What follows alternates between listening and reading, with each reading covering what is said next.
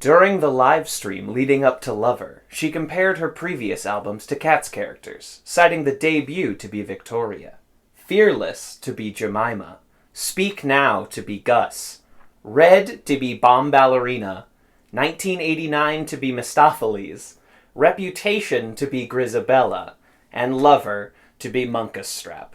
That was a reading from the promotional tour of Taylor Swift. This is PodCATS, the pod about cats. I am TV's Kevin Lanigan, and on the episode today is Alex Conti. Hello. I did not get an official pronunciation on your last name. You nailed it. I did it good. That's actually the only person who said it right on the first try. Wow. Mm-hmm. That's why I've not spoken it aloud on purpose for a long time to make sure that I got it right the first time. Yeah, well, you nailed it. Yeah. Well, in the lead up to PodCATS, almost right after I announced that I wanted to do this stupid dumb show, you were the first person to come to me. Yeah. The first of a floodgate of people that were like, I must speak on cats. Yeah. Of course, Matt Rain was amongst that number, friend of the show, Matt Rain. Mm-hmm. And yes, you came to me with a strong innate desire. Oh yeah. You had some cats that needed to be let out of some bags. Yeah. Oh. And, yes, this is the kind of special wordplay you can expect. What is it about cats that speaks to you so much? I grew up seeing a lot of shows with my mom. We had like a season pass to the Pittsburgh like national touring thing where all these like 6 shows a season would come and to Pittsburgh and tour, and we had season tickets all the way in the back, so we like do binoculars and watch. So I was like very into musicals, and we had Netflix, and at the time the only like musicals that you could get on Netflix were like Cats and Rent, I think. I don't know when Rent came out, actually. Do you have disc Netflix? Yeah, we had disc Netflix when disc man. Netflix was happening. And it was a queue where you, like, dragged it. And I kept getting Cats. And my mom would be like, okay, time to send back Cats. So I'd send it back, and then I would just take it and drag it to the top of the queue again. And it would come again in the mail. And she'd be like, this is not how you use Netflix. So while your parents were waiting for, like, season 2, disc 3 of whatever, like, drama show there, of NCIS to come in the mail. Yeah. You were getting Cats on repeat. Yeah. What age is this? I would say elementary school, middle school era. Like, very young. And I didn't even like Cats. It was just, like, one of the only, like, outlets that I had. If you could get that and Rent, like a filmed theater version of No. Rent? Rent is a movie, and that's actually one of my favorite movies. Like 2006 Rent with like Taye Diggs? Yes. Okay. So I don't think it was, I guess I wasn't getting that, but it was like, the Cats is a filmed version of Cats, but it's staged. But it's not like a live performance. There's no audience, and they've added like 1998 special effects. So at the end of like Mr. Mistopheles, he disappears into like iMovie sparkles. Yeah. It's a high quality production. It's really good, and it's straight to DVD. So they had no plans on releasing it in theaters, which is fair. But also, I mean, that because the Cats comes out in like 83 in London, and then makes it big in the late 80s in New York. Like, this is a huge, massive blockbuster success. It takes them like a full decade to put out that DVD, because that's like a 90... I feel like they missed their prime window. The Cat's window, yeah. The cat door. Yeah. They didn't get through it in time. Yeah. But, what was I going to say? I don't know. It's lost the time. Like sand in the hourglass. That's sad. Right, but you came to me with there were certain things about cats that you had to get off of your chest. Yeah, well, okay, so we had like this music teacher in the elementary school or middle school. They blur together, and his name was Mr. Segrimus, and he had like long hair, and he was like the typical music teacher in like middle school where he's like, I was Jesus Christ in the community production of Jesus Christ Superstar. I was the Talking Plant in Little Shop of Horrors, like a community production, like, and he would show us videos of those performances taped, and we were all like, okay, taped on like early 80s like camcorders. Yeah, like not even good. Tracking the actors, just a stationary tripod shot of the stage. Yeah, it was, and it's like he's Aubrey 3, so he's not even like on the stage. He's like in the plant, I guess. And all the students were like, I guess we have to watch this, but like. One of the times he let us, like, watch a movie was Cats, And oh man. I know. During Rum Tum Tugger, everyone was like looking around like, this is kind of hot. And I was like losing my mind. I was like, oh my god, this is like the sexiest thing I've ever seen.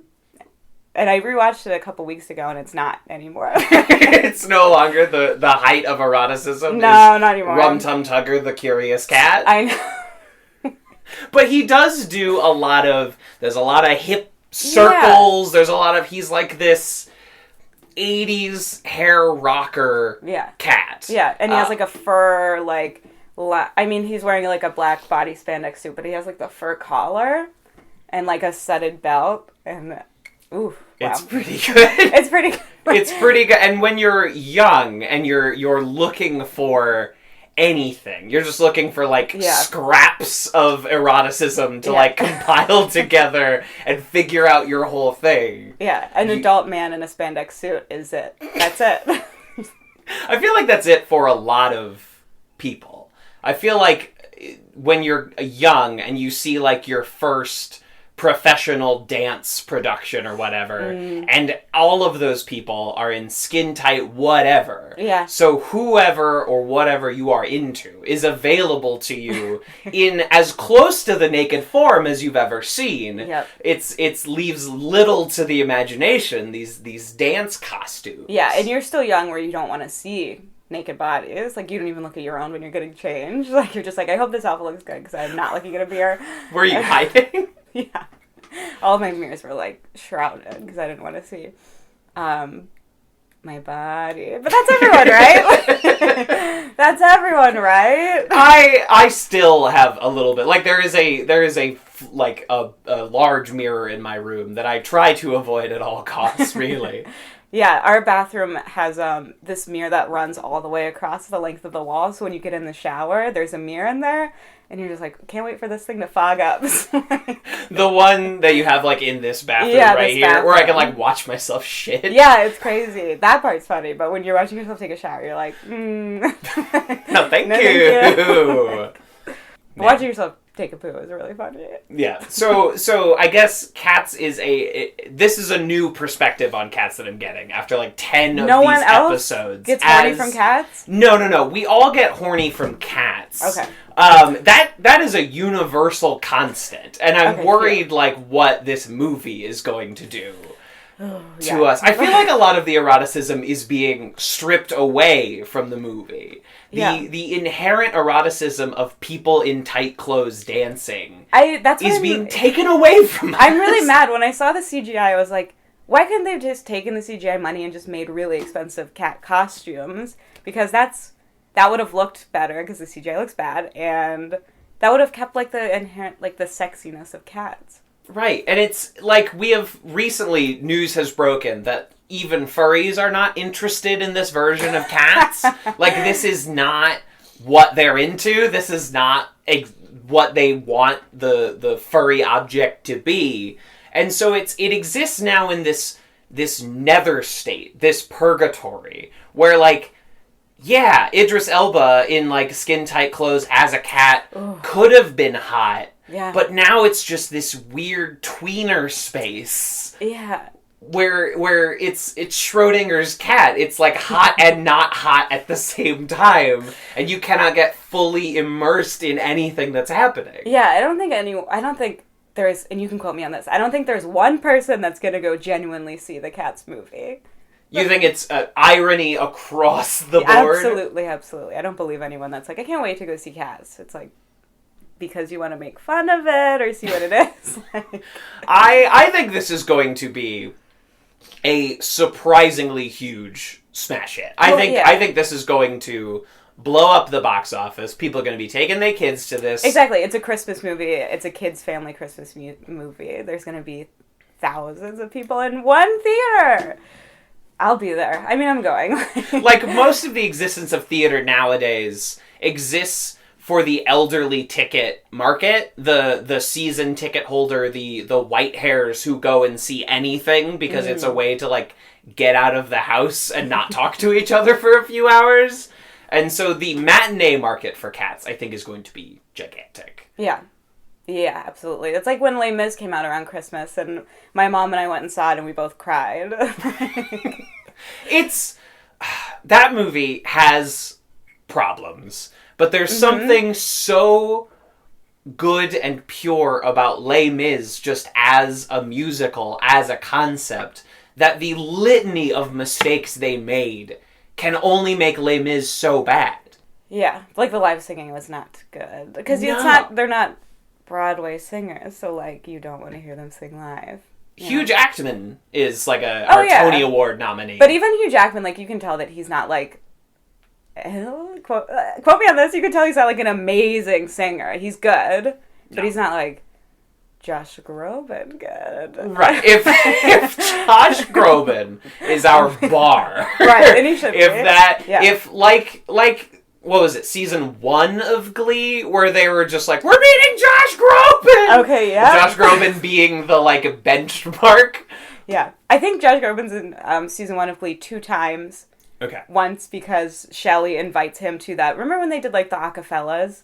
Oh, and it was, like, of course. Weird. Right. Stephen Tobolowsky is like, we can get Josh Groban to come see acapellas. So then Josh Groban does show up, and he's like, everyone's like, oh my god, he's here to see us sing. And then you realize that he's here to, like, give Shelby a restraining order. But then they also get Josh Groban to come back at, like, the finale when it's, I think it's only regionals. It's only regionals, yeah. So he's there. I think it's him and Lindsay Lohan and someone else. Oh, man. I could be wrong, but I'm probably not. No, I think you're right. And they do the, oh boy, it's been a minute. They do that's the Journey, where they just do like a whole set of Journey. Yeah, and they sing Don't Stop Believing for like the 80th time in season 1. It's a lot. Yeah, if you listen to any interviews or like read any interviews with anyone who was in Glee, and they'll be like, what's your least favorite performance? Everyone is like, anytime we had to sing Don't Stop Believing.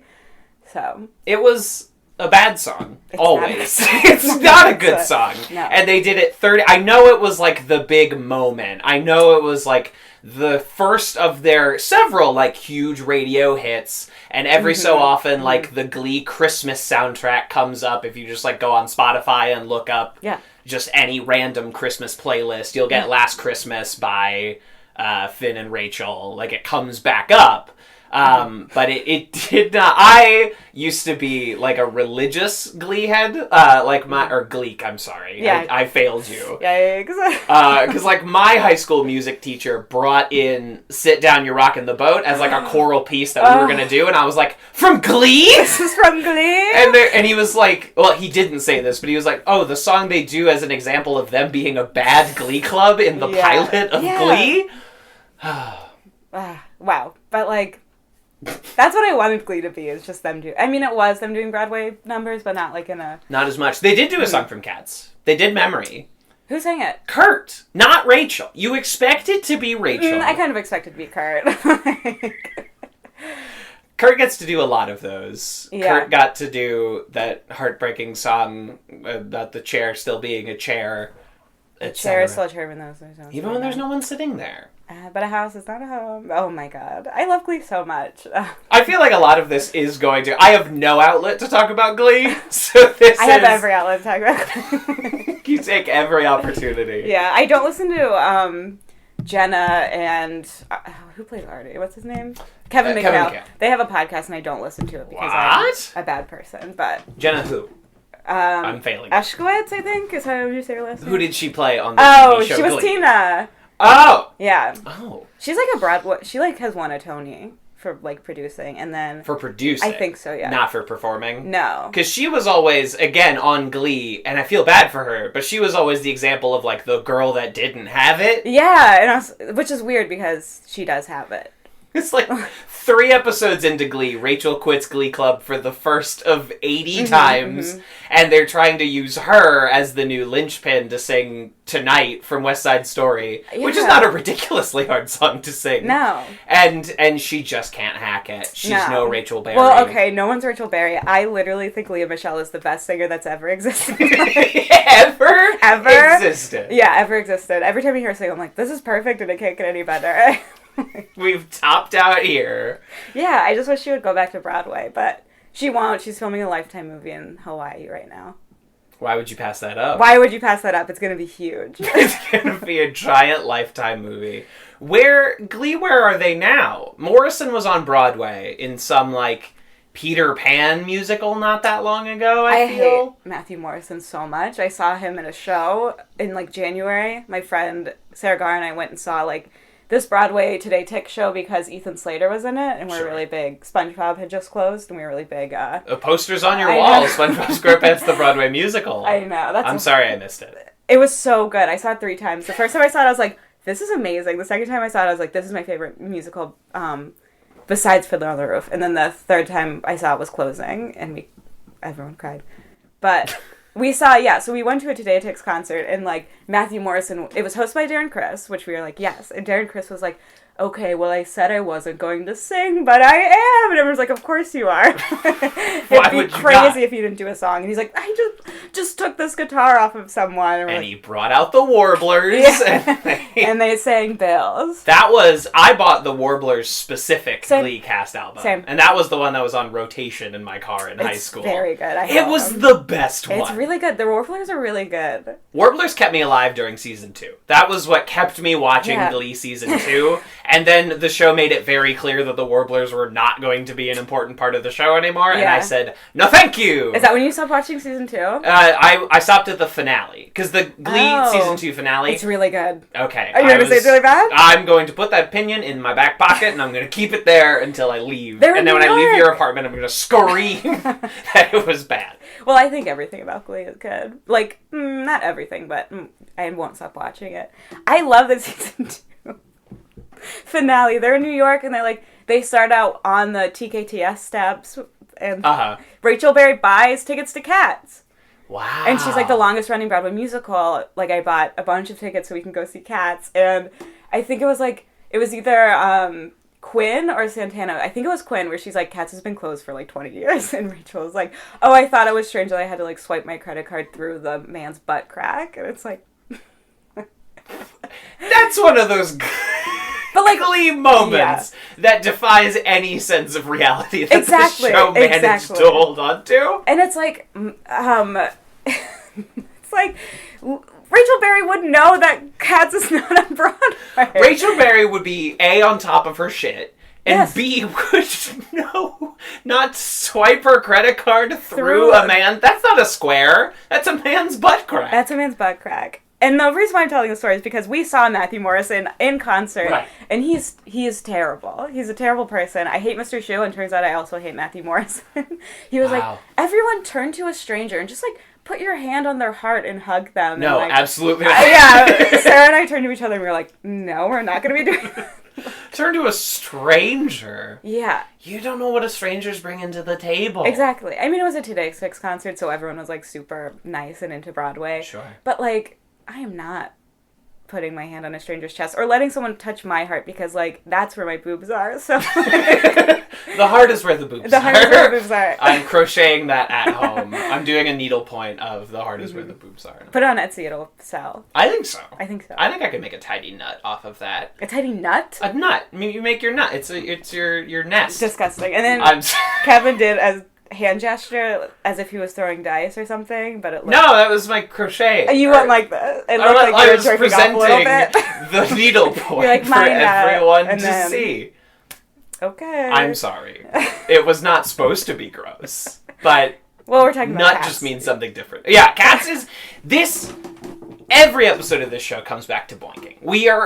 Cats is interminably linked. It cannot be separated from boinking. Even though none of the cats are... Well, several of the cats are very horny, and that is undeniable. Rum Tum Tugger is a horny cat. Yeah. And he wants to make us horny for him. And it works. All the cats are like on him during the song, and he's like literally throwing them off of him, and they just like are on the ground, and then they like crawl up to him. And I'm like, okay, me too. Yeah. And then McCavity as a song is just people being horny for McCavity. Well, he's like they mentioned, isn't he the one that they mentioned like a million times throughout the show, and then they sing his song? Yeah, he doesn't even sing his own song. No. Why? He can't be bothered. He sings a piece of somebody else's song, so we will get Idris Elba to sing, or maybe they'll remix it into a rap, because we can all expect Idris Elba's rap album to be dropping soon. I heard it on Hot Ones. Is it good? Oh, boy.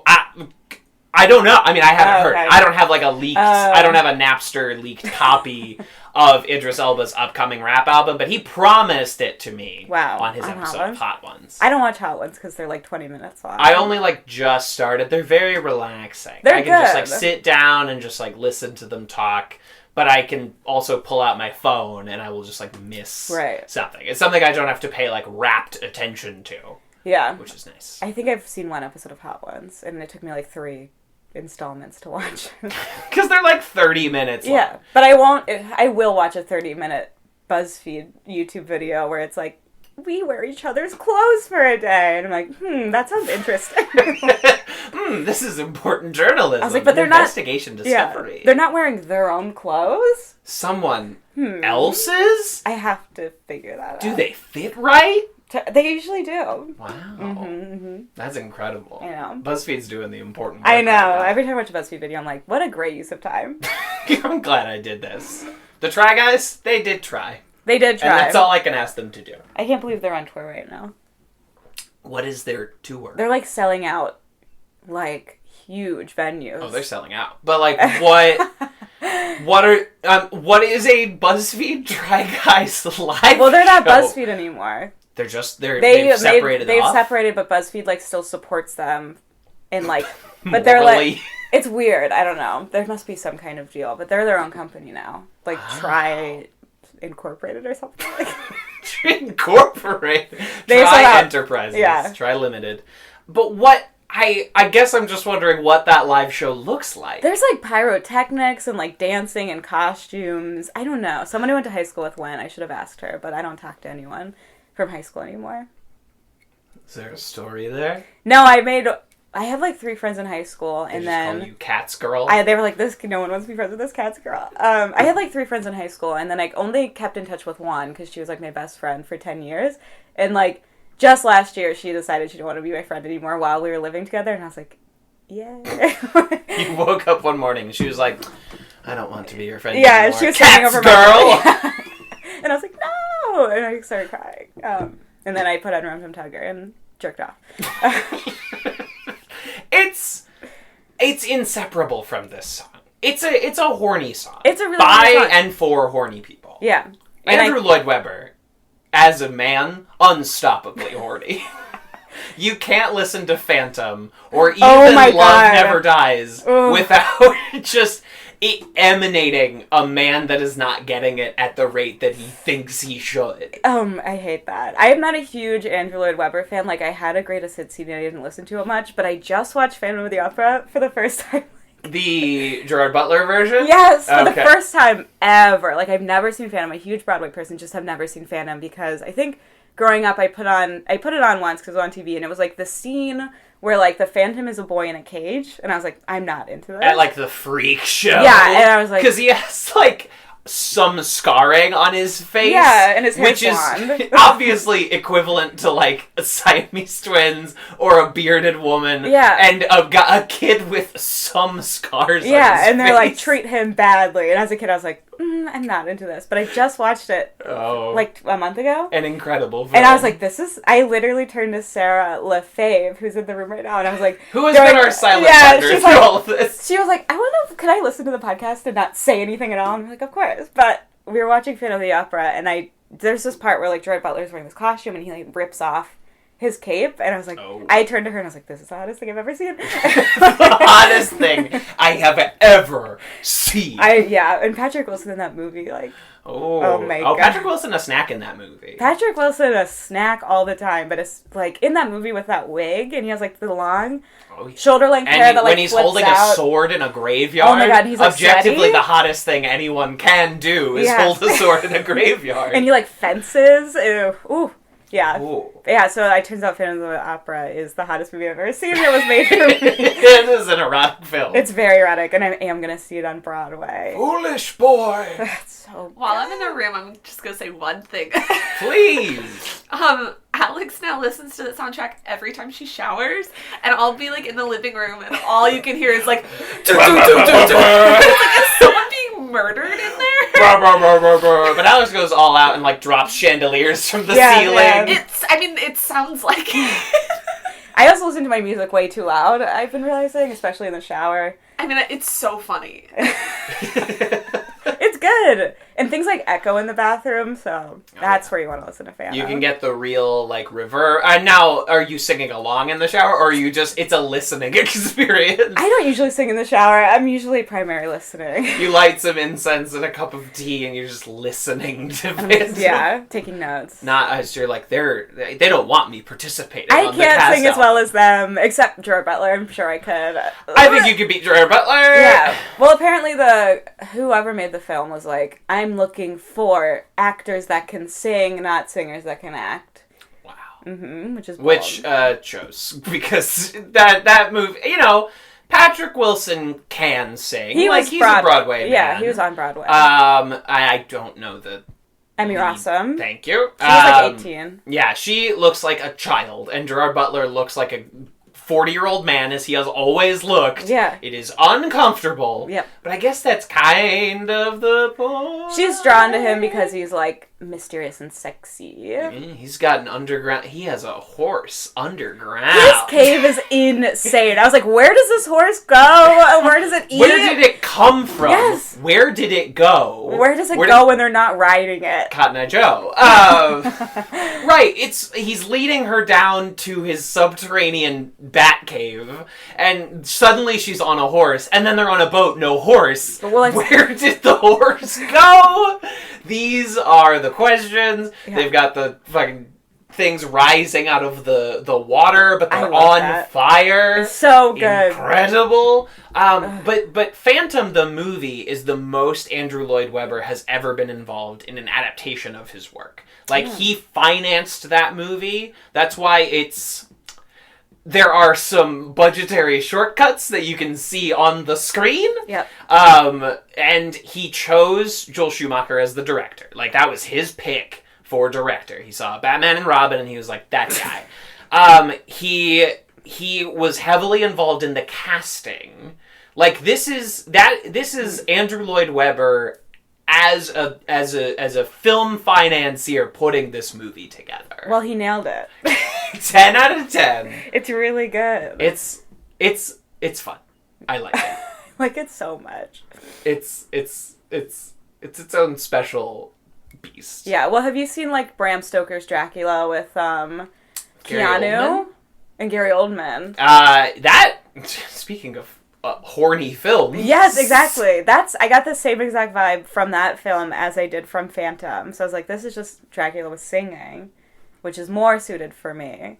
Dracula with singing. Yeah. You're sitting there watching Dracula and you say, more singing. I was like, this scene, but imagine if they were singing. There must be a Dracula musical. There's one from Forgetting Sarah Marshall. That's exactly Dracula musical with puppets. Yeah. It's getting kind of hard to believe things are going to get better. That was good. Thank you. I've seen that movie 400 times. I like that movie. It's a treat. It's very good. It's a treasure. It made me think that I like Russell Brand. I don't. I like Aldous Snow, the character in Forgetting Sarah Marshall. I do not like Russell Brand. I don't like Russell Brand, and when he was big and, like, I was in middle school, and I was just like, I fucking hate this guy. And, like, my friends were, like, reading his book, and I was like, this is crazy. Yeah. That's incredible. And then, for a while he was everywhere. He was like, yes. He had his own talk show. They made a fucking sequel to Forgetting Sarah Marshall. Get him to the Greek. Doesn't hold up. Get him. There's a lot of drugs in that movie. Yeah. Aren't drugs funny? Are they? He had his own show, and it was one of those shows, I don't remember the title, but the title was something like Are You Offended? The TV show? Love that. Hate love that. when a Netflix special is titled Triggered. There's only 4 of them so far. I think we need some more. And then he was the voice of, like, the Easter Bunny in some fucking movie called, like, Hop. I was gonna say, was it Hop? He was was it Hop? Was it Hop? It was not Legend of the Guardians. Do you want to get into this week's song selection? Yes! The Rum Tum Tugger. Absolutely. My personal favorite song in the entire show. Mine too. It's a great song. It is, in fact, scientifically a bop. It is also the only Cats song that is not 2 minutes too long. Yeah, it's all like of these fucking songs are 5.5 minutes long. I was going through I was just going through the soundtrack the other day because I was like, I forget everything about Cats, as everyone does as they grow up, and yeah, like Gus the Theater Cat is like 7 minutes long. There's one song that's 12 minutes long, which I didn't even start. Is that crazy. The Jellicle Ball? I think is like 12 minutes long. And that is just like, there's no word, it's just balletic. It's just like it's horrendous. This song, perfect. Tight 3.5 rock song. I love it. Let's go. This very high-tech operation that we got going on here. These horns. Amazing. Iconic. Yeah. Iconic, not iconic. Iconic. If you offer me pheasant, I'd rather have grouse. If you put me in a house, I would much prefer a flat. If you put me in a flat, then I'd rather have a house. If you set me on a mouse, then I only want a rat. If you set me on a rat, then I'd rather chase a mouse.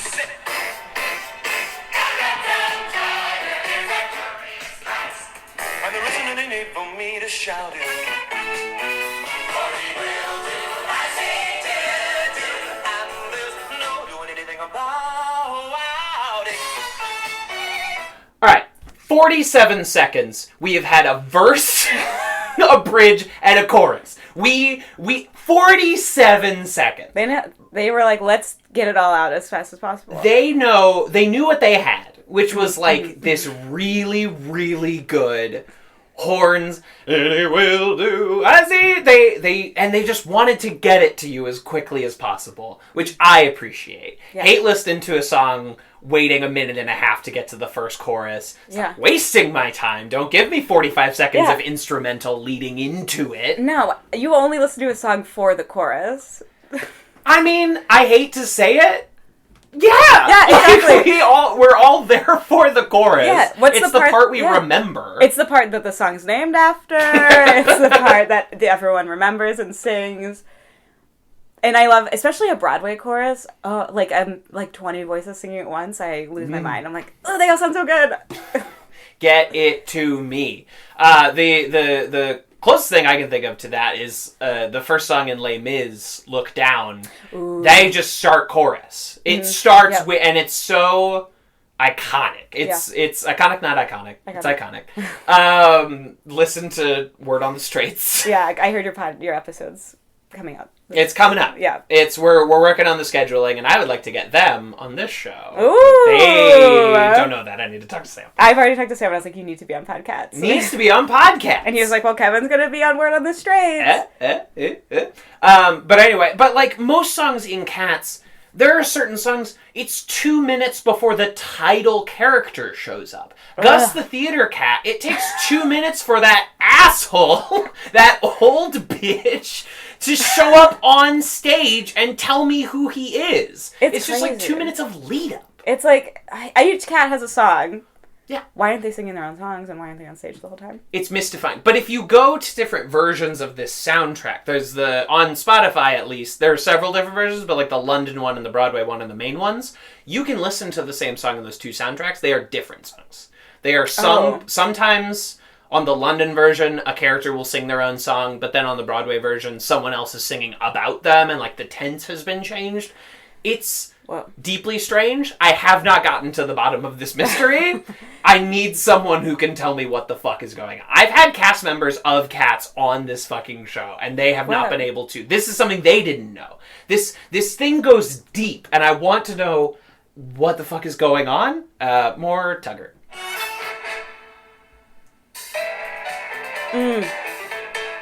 Oh, it's jazzy.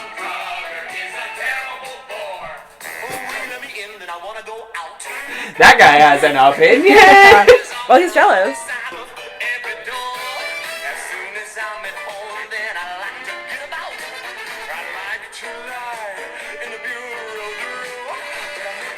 If I can't get out.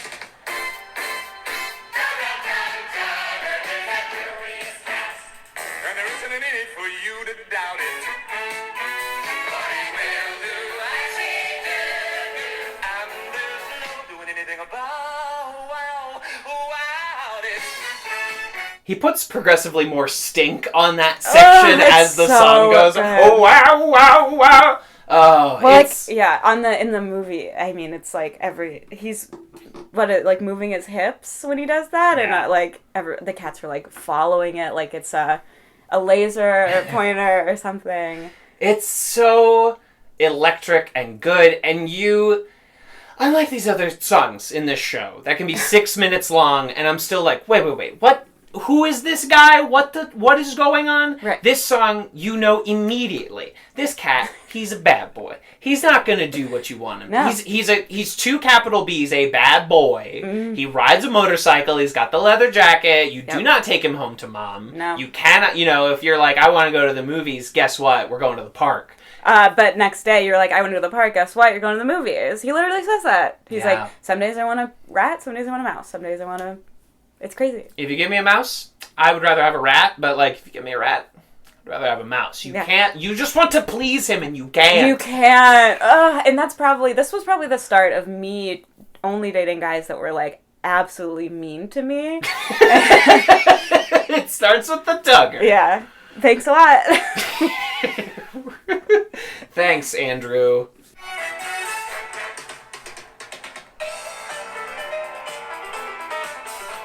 More stink on that piano, too. It's like a bar long.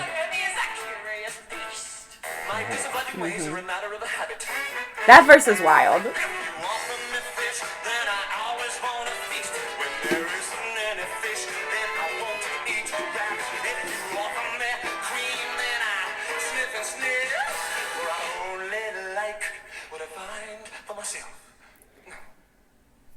So you catch me in it right up to my ears if you put it away on a lot of shelf.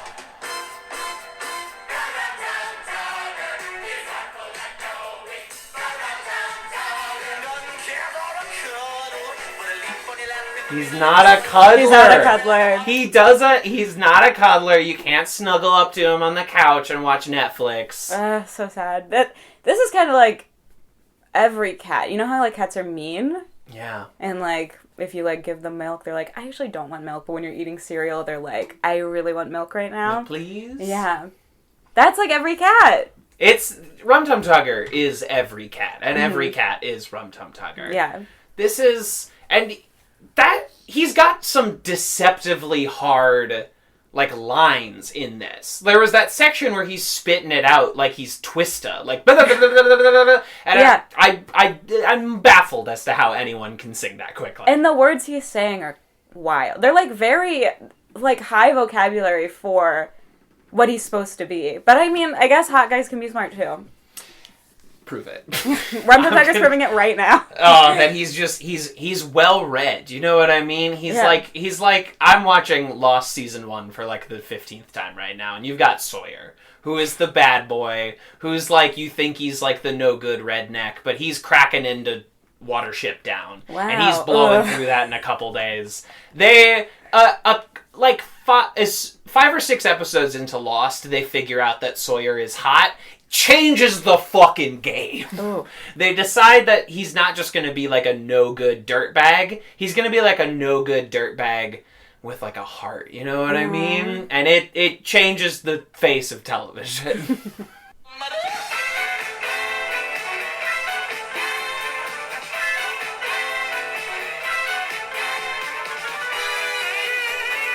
Yes! The saxophone comes in it's last Friday night by Katy Perry. God.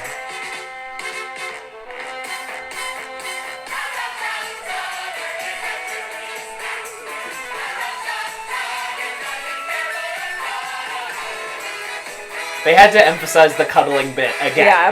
He does not care. And that's how you know that he's bad. And this is like our dance break, but it's a dance break that doesn't feel like 100 years long. No, it's perfect. And there isn't any need for me to spout it. Which is what he's been doing this whole time. And there's no doing anything about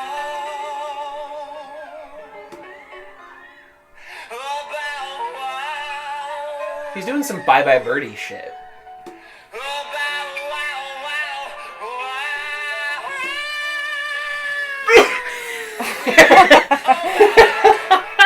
Wow, during him? Okay, Wow. okay. Wow, you interrupted the tugger. Wow, He he would not be happy. That sneeze. Yeah. I tried so hard to hold it in. I thought you were just getting really into him, No. kind of going on. It can be I both. was trying 6 of one, half really dozen hard of the to hold other. in that sneeze. And we appreciate the effort. You're Yeah, like thank you. weeping Yeah. right now. I thought I could make it through the scale. You're weeping, and it's not from the sneeze. It's not from the allergies. It's the tugger. It's a Well, tugger. He brings while it I've out. made my presence known again, I have to say that it's the hottest song I've ever heard. It's so good! It's so good. Deeply erotic. We'll show you the video. We'll show you the music video after this. I remember seeing Please. the trailer on, I had a VHS of something, and the Cats trailer was at the beginning, Oh, in the yeah. credits, and I Amazing. kept being like, who's that? Ah, it's Rum Tum Tugger. Yeah. Alright, I'm gonna It's the disappear. tugger. It's a Yeah, it's... Oh, and so this is Jason Derulo in the I in can't the wait. film I Cats. can't wait. Do you... So this is a running bet that I like to ask everybody who comes on the show. Do you think... And you're the most relevant person so far. Do you think that Jason Derulo is going to give us a Jason Derulo in Cats? Ooh, no. No, I don't think so. You don't think it's just like in his writer that it has to be somewhere in Cats? I wouldn't be surprised though if he was like the Rum Tum Tugger at some If point. he just did it as his character name Yeah, instead. Has Jason Derulo, is this his like acting debut? Probably. Or does he have like a Drake Degrassi style career before this? I don't think so. I think this is his debut. I think so. I'm going to go to the IMDb because I did not do my research before. I do my research during Does Jason Derulo do Talk Dirty to Me? the Poison song. No. Yeah, does Jason Derulo... Alexa, who sings Talk Dirty to Me? Alexa, who sings Talk Dirty to Me? Talk Dirty to Me is by Poison. Okay, well, I'm thinking of a different song. And I threw my phone. I didn't want to say it. I'm gonna look it up. Okay, yeah, because all of his acting credits that I'm seeing are in Jason Derulo music videos. He is on one episode of the Lethal Weapon TV series, so good for him. He's on one episode of Empire. So this is Derulo's big moment. Everybody's talking about like the lead cat, Yeah. you know, our ballerina. Like this is her big debut. This is her time to shine. But I think this is really Jason Derulo's I think so. big debut. I think Jason Derulo's going to join the Avengers. He's gonna be the new Spider-Man. But he's going to be like Arachna Boy. So they can have Spider-Man in all but name. Yeah. I don't know when this episode's coming out. Maybe there will be huge Spider-Man news. But as I of hope this they're back moment, together. Spider-Man, he's out. Yeah. He's not in the Avengers no more. And Tom Holland unfollowed Sony on social media, so he's upset. He's pissed. Yeah. He Also, doesn't like it. Jason Derulo sings Talk Dirty. Just not to me. No. He's just talking dirty to himself. In general, yeah, he's just talking He's dirty. just telling people that they should talk more dirty. Yeah. I'm glad we figured that out. Yeah. Alexa, play Rum Tum Tugger.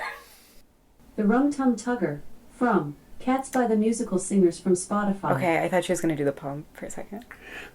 They have a... The Rum Tum Tugger is a curious. Again, That sounds like a different version. might be.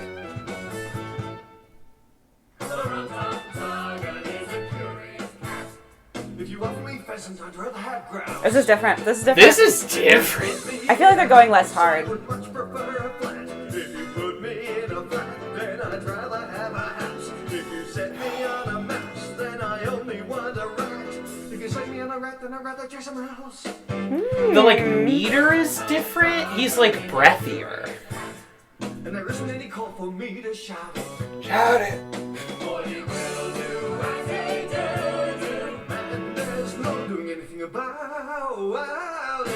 Alexa, stop.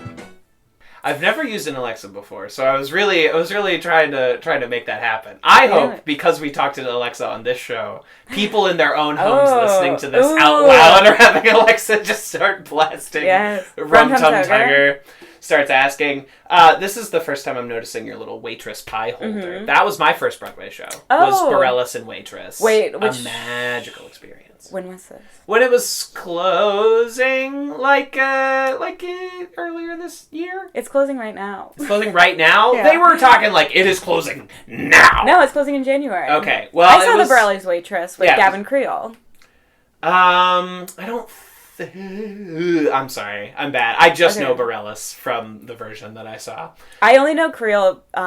The first time I knew about him was because he was like rumored to be dating Andrew Rannells, and I was like in love with Andrew Rannells in high school. Andrew Rannells, who is mystifyingly in his 40s. I know! Because he was doing voices on like Yu-Gi-Oh! 100 years ago. Yep, and he was in Pokemon Live. He was James in Pokemon Live. I saw it in February, according to my records. Oh, cool. I had to consult the cryptic text. I think that's when I went to. I've seen it twice, because they do stunt casting, and I always fall prey to stunt casting, so I saw it when it was Sarah Bareilles and Gavin Creel, and then Jeremy Jordan did it too, and I was like, well, I have to see Jeremy Jordan, and both times very good. Very good. I didn't see, like, the McPhee administration or any of the I think that was West End, so it would have been wild if you did see it. If I had gone to go see it. Yeah, well, it's closing, so everyone's saying, it's closing in January, and everyone's saying, like, Jordan Sparks is playing her right now, but everyone's saying that Bareilles is going to come back and close it out. Because that's what I feel like when I saw it in February. That's what they were trying to do. Like, that was the impression I got, is like, this is closing now, and Bareilles is closing it out. That was Maybe they extended it? No, it never. Okay, I'm You're just wrong. I'm just wrong. Yeah. It happens constantly. It's much more rare that I am correct. Well, I'm afraid to say. That's why you need to have people on the podcast to tell you that you're wrong. You know, I learn something bold and new every episode of this show, and this is just what I'm learning now, is that Waitress didn't close when I thought it closed. It's closing in January, as I said.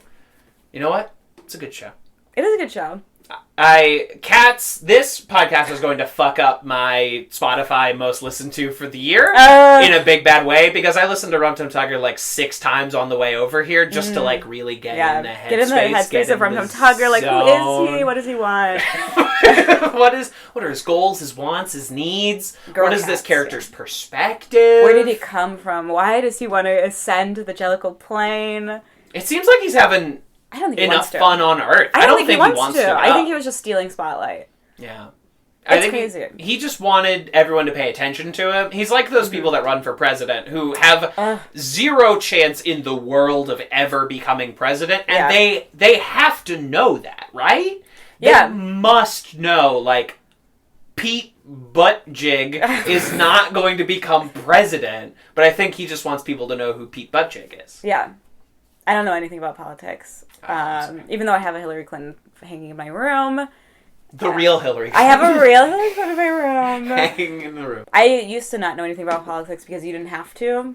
Yeah, now we have to be on our toes. Yeah. Remember 8 years of not knowing or caring what was happening exactly. in the White House? Remember voting for Obama for the first time for me voting, and I was just, everyone at high school was like, who did you vote for? And I was like, I'm not telling. And now I'm just like, I voted for Hillary both times. Sorry, Bernie. We're not talking about politics. Going to get into this now. We are talking about the least political man of all time, Rum Tum Tugger. Someone we can all get behind, Rum Tum Tugger 2020. We'll do plugs, and then maybe we have something else to talk about. But what is there anything you want to share with the people? Where can they find you? Mm-hmm. Where can they see you? You can find me on Twitter at Conti, CANTI. Also on Instagram, same way. Same handle. And I post all my shows there. I host like 3 shows a month. It's impressive, like how many shows you put up on a regular basis. You got More Than Mutuals, you got the film festival, and you've got Cake Kids. Yeah. Is that it? Do I have the? That's all 3. We're working on another one right now. Another one. Yeah. So like one a week every month. Basically. Are you insane? I'm crazy. My therapist is like, "Can you do less?" And I'm like, "No, absolutely I'm the Rum Tum Tugger therapist." Yeah, you do a high kick. Yeah, and he's like, please sit down. And That's all right. You're braver than I. I like to host like maybe one show a month. I do it for charity, and I put like my whole effort into that show. That's the way to do it, I think. But I also have like 4 podcasts, so who the fuck am I? So you're not a good person. You're not a good person. I'm a monster. Yeah. Yes.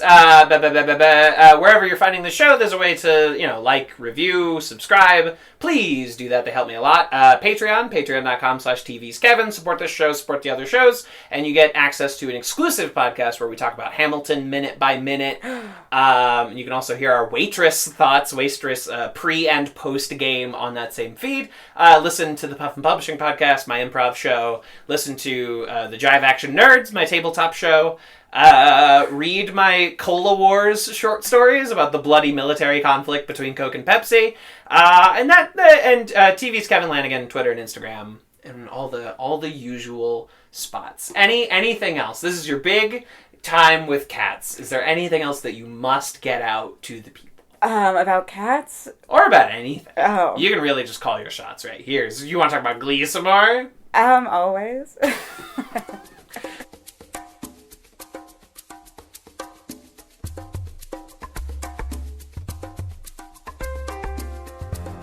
A magic feeling,